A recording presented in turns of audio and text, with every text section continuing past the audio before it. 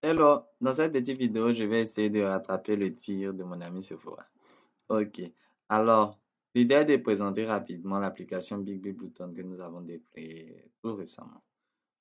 Alors, d'abord, je me suis fait une petite presse là. Donc, c'est quoi BigBlueButton? La composition du serveur BigBlueButton, l'outil de management de conférence et les clients de vidéoconférence. Ok, alors, rapidement, c'est quoi Big Blue Blueton? Big Blue Blueton est un serveur de vidéoconférence et de webinaire. Ok, attendez, allons, voilà comment il se présente. Ok, l'application, je vais rapidement le site web de Big Blue Blueton. Voilà, j'y suis. Tac, ok, voilà le site. Donc, ensemble, Big Blue Blueton, c'est une application, un serveur de vidéoconférence et de webinaire. Il vous permettra d'échanger un peu, disons que je le comparerai à Skype par rapport aux fonctionnalités, c'est-à-dire il vous permettra d'échanger avec les autres, échanger avec les autres. Il vous permettra aussi de partager des documents, partager comment dire, des écrans, etc., etc. Mais à la différence de Skype, il ne requiert aucune installation de par les utilisateurs. Aucune installation par les utilisateurs. Excusez un peu, comment dirais-je même le truc, la faute d'orthographe. Donc, Skype, par exemple, vous verrez que chaque utilisateur de Skype doit installer un client d'utilisation, un peu comme WhatsApp, etc., etc. Le truc avec Big Blue Button, c'est que il est déployé uniquement sur un serveur. Ici, le serveur, c'est webcom.c3bcs.com. Après être déployé sur le serveur, euh, pour pouvoir l'utiliser, vous avez juste qu'à envoyer un lien et l'utilisateur, il se connecte. Du moins, oui, le gars qui vous voulez échanger, il se connecte via le lien sur la plateforme. Ensuite, deuxième point qui est encore intéressant, et en plus de ne requérir aucune installation, il a un client HTML5 qui est mobile friendly. Ça signifie qu'en fait, vous recevez un lien sur votre mobile, votre smartphone, grâce à votre navigateur Internet. Vous causez avec la personne. Donc, c'est super, super, super simple. Ok, donc composition, comment il se compose? On distingue deux grandes parties.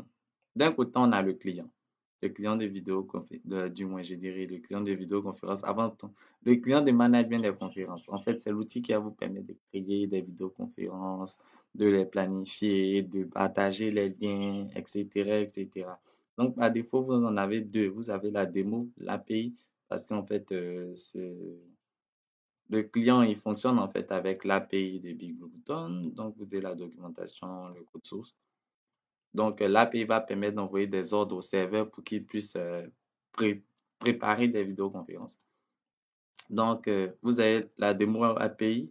Le deuxième, c'est le client Greenlight, qui est, disons, une application de planification. Par contre, je ne l'aime pas trop.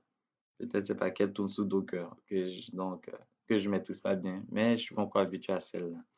Donc ça, c'est vraiment les deux exemples que je peux vous donner. Mais il y a aussi plein, plein, plein d'autres exemples, c'est-à-dire des outils d'intégration. Les intégrations sont nombreuses. Intégration à WordPress, intégration avec Moodle, etc., etc. Donc, vous pouvez chercher dans la documentation, vous trouverez beaucoup d'outils pour pouvoir, comment dirais-je, planifier la vidéoconférence. La deuxième partie, c'est, je dirais, les clients applicatifs. Client applicatif, vous avez le client, attendez, les clients applicatifs, vous avez le client Flash et puis le client HTML. Donc, attends,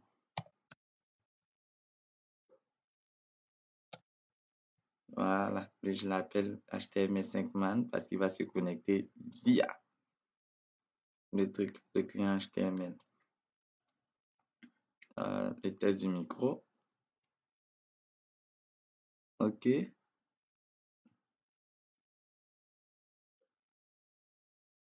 Attends. Allô, allô? Ah, il y a un écho, c'est que c'est bon. OK. Donc, deuxième partie, notre client de vidéoconférence en version, ici c'est la version Flash, en version HTML5. OK.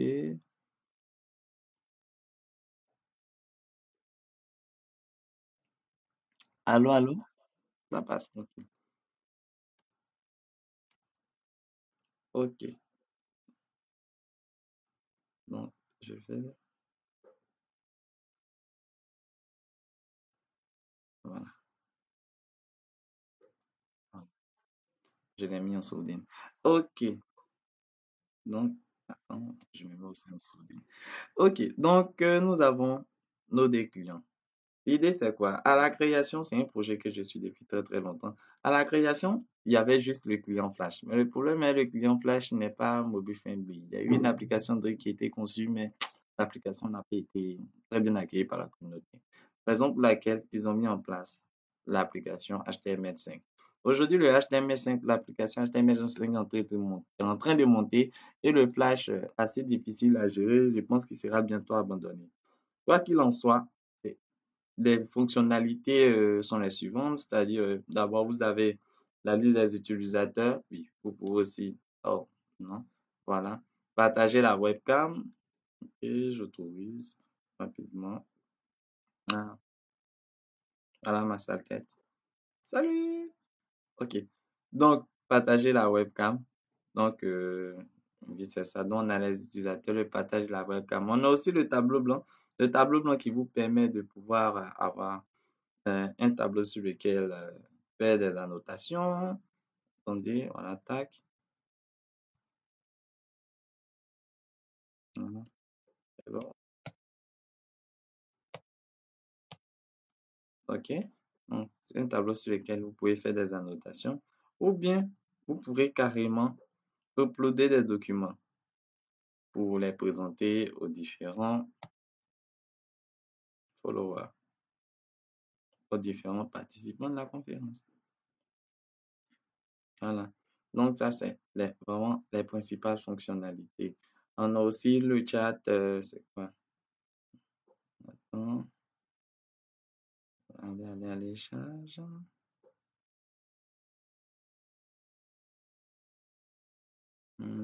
Ok, donc en attendant, je charge. Voilà. Mhm. On a aussi quoi?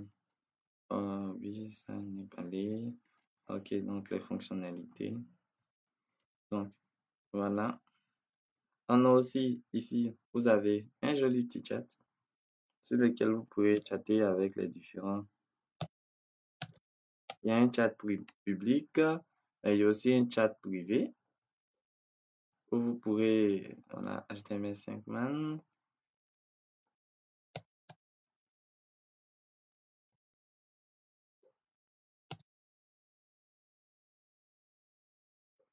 Ok, et ici, notre pote, il a reçu. Voilà. Voilà. Donc, l'un des trucs les plus cool, c'est que, donc oui, attendez, donc c'est bon, on a présenté le truc, on a présenté la vidéo, donc, oui, la webcam, le tableau, ok, ok. Oui, il est possible aussi de faire même du partage d'écran. Bon, mais je veux pas mes trucs. Il y a aussi le chat. Ensuite, dans la version, comment je dirais-je? Bon, il est possible de changer la disposition pour, comment dirais-je, de l'affichage en fonction des besoins, mais bon, je pense que là, ça plante un tout petit peu. Je constate que cette dernière version, ça bug un peu. Ok. Donc, je disais, ce qu'il y a de plus cool, c'est que la version HTML5 répond aujourd'hui, au début, c'était pas le cas, mais aujourd'hui, ça répond à l'ensemble des fonctionnalités. Ça répond toutes les fonctionnalités. La preuve, attendez. C'est que là, ici, par exemple, je suis un follower juste, donc j'ai accès au chat et tout. Mais si je bascule, c'est-à-dire là maintenant, je vais promouvoir HTML5 Man en tant que modérateur. Voilà.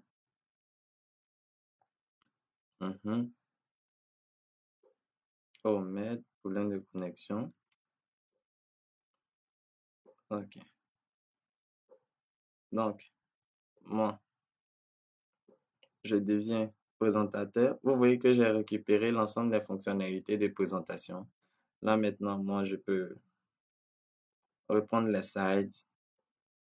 Bon, il charge un peu, j'ai des soucis de connexion.